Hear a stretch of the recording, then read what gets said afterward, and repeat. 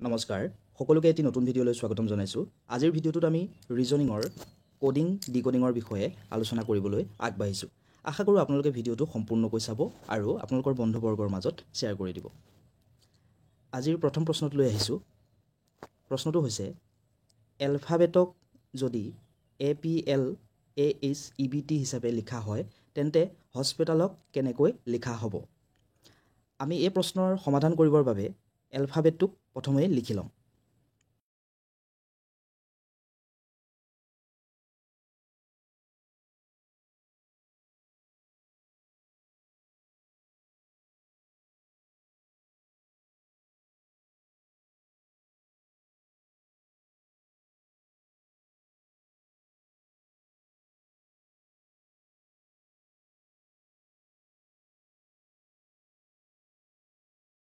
পোনে পোনে এৰ লিখা হৈছে, কিন্তু বাকীখিনি এলটো লিখা হৈছে এনেদৰে, পি লিখা হৈছে এনেদৰে, এইচ লিখা হৈছে এই স্থানত, এ লিখা হৈছে এই স্থানত, বি লিখা হৈছে এইটো স্থানত, ই লিখা হৈছে এই স্থানত আৰু টি নিজৰ স্থানতে লিখা হৈছে।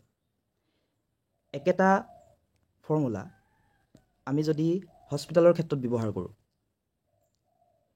তাত আমি এইচৰ পোনে পোনে এইচ লিখিম, অ'টোক এনেদৰে এইটো স্থানলৈ লৈ আনিম, অ', এছক এইটো স্থানলৈ লৈ যাম, এছ, পিক এই স্থানলৈ আনিম, পি লিখিলোঁ, আইক এই স্থানলৈ নিম, আই লিখিলোঁ, টিক এইটো স্থানলৈ নিম, এক এইটো স্থানলৈ নিম আৰু এলক নিজৰ স্থানতে ৰাখিম, ক্ষমা কৰিব এল।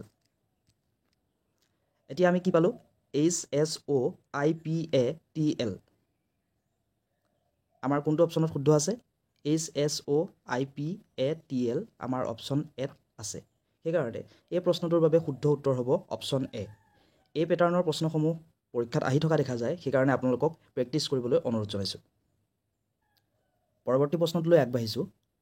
প্ৰশ্নটো হৈছে যদি গ্লছৰী এই শব্দটোক 97533562 হিচাপে লিখা হয় আৰু জগ্ৰাফী এই শব্দটোক 91596840 হিচাপে লিখা হয় তেন্তে জিঅ'লজিক কেনেদৰে লিখা হ'ব? আমি এই প্ৰশ্নৰ সমাধান উলিয়াবৰ বাবে প্ৰথমতেই গ্লছৰী শব্দটো লিখি ল'ম। এই শব্দৰ পোনে পোনে যি আমাৰ কোড দিছিলে 9753 এনেকৈ কৰি সেইখিনি লিখি ল'ম। জিৰ পোনে পোনে লিখিলোঁ 9, এলৰ পোনে পোনে লিখিলোঁ 7, অ'ৰ পোনে পোনে লিখিলোঁ 5,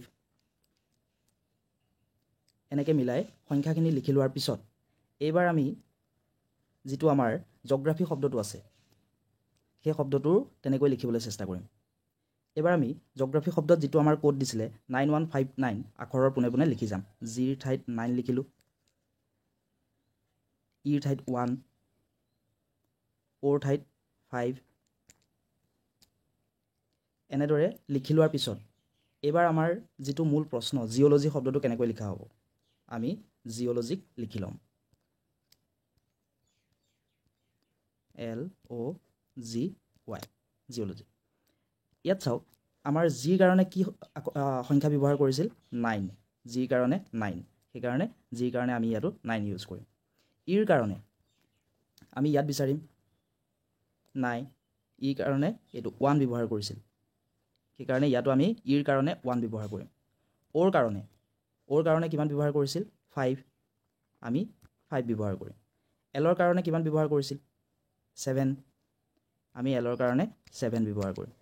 অ'ৰ কাৰণে 5 ব্যৱহাৰ কৰিছিল, আমি 5 ব্যৱহাৰ কৰিম। জিৰ কাৰণে 5 ব্যৱহাৰ কৰিছিল, জিৰ কাৰণে 9 ব্যৱহাৰ কৰিছিল আৰু ৱাইৰ কাৰণে 2 ব্যৱহাৰ কৰিছিল। এনেকৈ কৰি লিখি ল'লে আমি এটা সংখ্যা পালোঁ 9157592। আমি এতিয়া বিচাৰিম অপশ্যন ক'ত শুদ্ধকৈ আছে, অপশ্যন চিত শুদ্ধকৈ আছে 91। পৰৱৰ্তী প্ৰশ্নটোলৈ আগবাঢ়িছোঁ। প্ৰশ্নটো হৈছে যদি এক সাংকেতিক ভাষাত FORG FPTJI হিচাপে লিখা হয় তেন্তে কালপ্ৰিটক কেনেদৰে লিখা হ'ব? এই প্ৰশ্নটোৰ উত্তৰ উলিয়াবলৈ আমি প্ৰথমতে ফৰ্গক লিখি ল'ম আৰু এফৰ পোনে পোনে ইয়াত লিখিছে FA, অ'ৰ পোনে পোনে লিখিছে P, আৰৰ পোনে পোনে লিখিছে T, জিৰ পোনে পোনে লিখিছে J আৰু ইৰ পোনে পোনে লিখিছে I।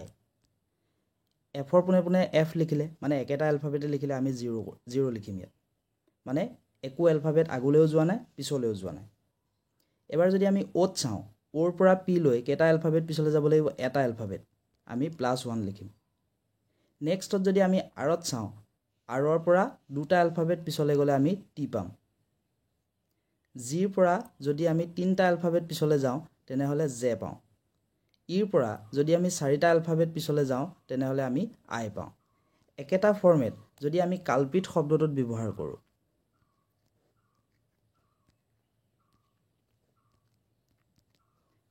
ইয়াত যদি আমি সি মানে ইয়াত এফ যেনেকৈ একেটা এলফাবেটে হৈছিলে 0 পাতিলো ইয়াত সি এ পাম নেক্সট ইউৰ লগত এটা এলফাবেট পিছলৈ যাব লাগিব +1 লিখিছো ইয়াত যেনেকৈ আমি ওৰ লগত +1 লিখিছিলো কি পাম ভি নেক্সট এল ইয়াৰ লগত +2 লিখিলো মানে দুটা এলফাবেট আমি পিছলৈ যাম দুটা এলফাবেট পিছলৈ গ'লে আমি পাম এন নেক্সট পি ইয়াৰ লগত যদি আমি তিনটা এলফাবেট পিৰ যদি তিনটা এলফাবেট পিছলৈ যাওঁ তেনেহলে আমি পাম এস আৰৰ যদি আমি চাৰিটা এলফাবেট পিছলৈ যাওঁ তেনেহলে আমি পাম ভি আই যদি আমি পাঁচটা এলফাবেট পিছলৈ যাওঁ তেনেহলে আমি পাম এন আৰু টিৰ যদি আমি 6টা এলফাবেট পিছলৈ যাওঁ তেনেহলে আমি পাম জেড আমি প্ৰথমতে কি কৰিছিলো ইয়াৰ প্যাটাৰ্নটো উলিয়াই লৈছিলো কেনেকৈ এলফাবেট বিলাক আগবাঢ়িছিলে বা পিছ পৰিছিলে এই যেটো প্যাটাৰ্ন উলিয়াই ললো সেই প্যাটাৰ্নটো আমি যদি আমাৰ প্ৰশ্নটো যেটো আমাৰ কালপিত শব্দটো উলিয়াবলৈ আছে তাত যদি আমি ব্যৱহাৰ কৰো তেনেহলে আমি তাৰ উত্তৰ উলিয়াব পাৰিম এই প্ৰশ্নটোৰ কাৰণে শুদ্ধ উত্তৰ হ'ব CVN SVNZ আমাৰ যেটো অপচন সি সেই অপচন সিত এই প্ৰশ্নটোৰ বাবে শুদ্ধ উত্তৰ হ'ব অপচন সি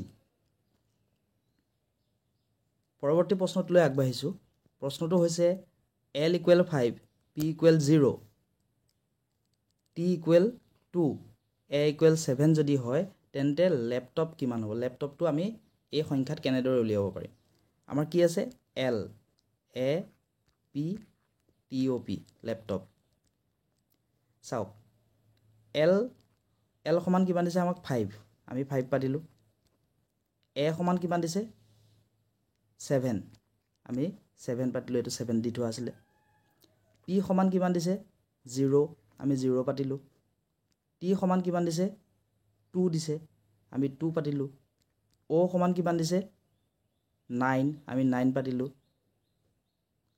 আৰু একেবাৰে শেষত P আছে P সমান আমাক দিছে 0 মানে আমাৰ এই প্ৰশ্নটোৰ বাবে শুদ্ধ উত্তৰ হ'ব 570290 আমাৰ অপচন বি ইয়াৰ শুদ্ধ উত্তৰ আছে 570290 এই প্ৰশ্নটো অতি সহজ কিন্তু এনেকুৱা ধৰণৰ প্ৰশ্নসমূহ পৰীক্ষাত দিয়ে যিমান কিটা প্যাটাৰ্নৰ বিষয়ে আলোচনা কৰিলো আটাইকেইটা প্যাটাৰ্ন আপোনালোকে প্ৰেক্টিছ কৰিব এই প্ৰশ্নসমূহ পৰীক্ষাত সঘনাই আহি থাকে আশা কৰো আপোনালোকে ভিডিওটো চাই ভাল পালে যদি ভাল পালে তেনেহলে ভিডিওটো লাইক কৰিব কমেন্ট কৰিব আৰু চেনেলটো সাবস্ক্ৰাইব কৰি দিব ধন্যবাদ